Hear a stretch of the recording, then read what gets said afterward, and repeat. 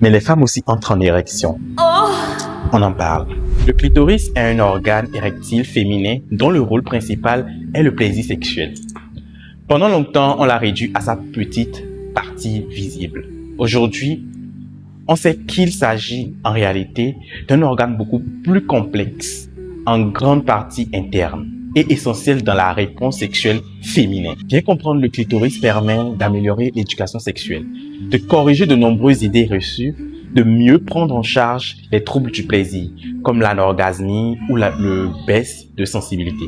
En ce qui concerne l'anorgasmie, on va en parler la prochaine fois. Le clitoris est formé de plusieurs parties comparables à celles du pénis. Le gland, c'est en quelque sorte la petite partie visible, très riche en terminaisons nerveuses, c'est la zone la plus sensible. Le capuchon prépuce, il recouvre et protège le gland. Il peut influencer la sensibilité selon la stimulation.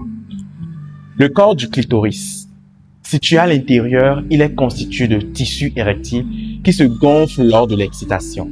Les racines, eux autres, vous n'allez pas les voir, d'autant plus qu'ils sont internes. Ce sont deux branches internes qui s'étendent de chaque côté. Les bulbes vestibulaires, placés autour de l'entrée du vagin, ils gonflent lors de l'excitation et participent fortement aux sensations. Le clitoris est directement impliqué dans les sensations pendant les rapports sexuels, y compris lors de la pénétration. Les bulbes vestibulaires jouent ici un rôle clé et très important. Ils se remplissent de sang pendant l'excitation. Ils augmentent la pression autour du vagin et ils intensifient les sensations pendant la pénétration. Cela signifie que même lors d'un rapport vaginal, le plaisir est en grande partie lié au clitoris. Le clitoris constitue le moteur même de l'excitation. Il intervient dès le début de l'excitation sexuelle. Il réagit aux stimulations, toucher, regard, pensée, désir. Il déclenche une augmentation du flux sanguin. Il rend les zones érogènes plus sensibles. Si le clitoris n'est pas suffisamment stimulé, l'excitation peut être faible, ce qui peut entraîner un manque de lubrification, une gêne pendant la pénétration, des difficultés à atteindre l'orgasme. Pendant les rapports sexuels, le clitoris peut être stimulé de plusieurs façons, soit de façon directe ou indirecte. En ce qui concerne la stimulation directe, elle peut se faire par le toucher, la bouche ou les frottements, très souvent nécessaires pour atteindre l'orgasme, d'où les préliminaires sont très importants. On peut donc dire que le clitoris est le déclencheur du plaisir. La stimulation indirecte se fait à travers les mouvements de pénétration, par la pression sur les parties internes du clitoris, par le contact avec le bassin du partenaire. Et hormis les deux stimulations directes et indirectes, nous avons aussi la stimulation mentale et émotionnelle. Désir, fantasme, émotion, qualité de la relation et du contexte.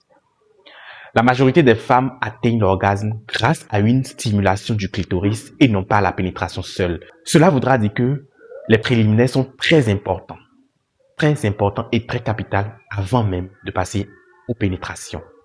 Par ailleurs, une mauvaise compréhension du fonctionnement du clitoris peut entraîner une focalisation excessive sur la pénétration pendant les rapports sexuels, des difficultés à atteindre l'orgasme et de la frustration ou de l'insatisfaction pendant les rapports sexuels, des idées fausses sur la sexualité féminine. Il est donc important de remettre le clitoris au centre même de la sexualité féminine, déconstruire les mythes, notamment la différence entre orgasme vaginal ou clitoridien, encourager la communication et la connaissance de son corps. Le clitoris n'est donc pas un organe secondaire. C'est l'élément principal du plaisir sexuel féminin et un acteur central dans les rapports sexuels. Sa structure interne, son rôle dans l'excitation et son importance dans l'orgasme montrent clairement que la sexualité féminine est en grande partie clitoridienne. Je viens de l'expliquer tout à l'heure. Ne zappez pas les préliminaires. Voilà. Mieux comprendre donc cela favorise ou améliore la qualité des rapports sexuels, la satisfaction des partenaires et la prise en charge en sexologie. Merci beaucoup et abonnez-vous pour ne rien rater.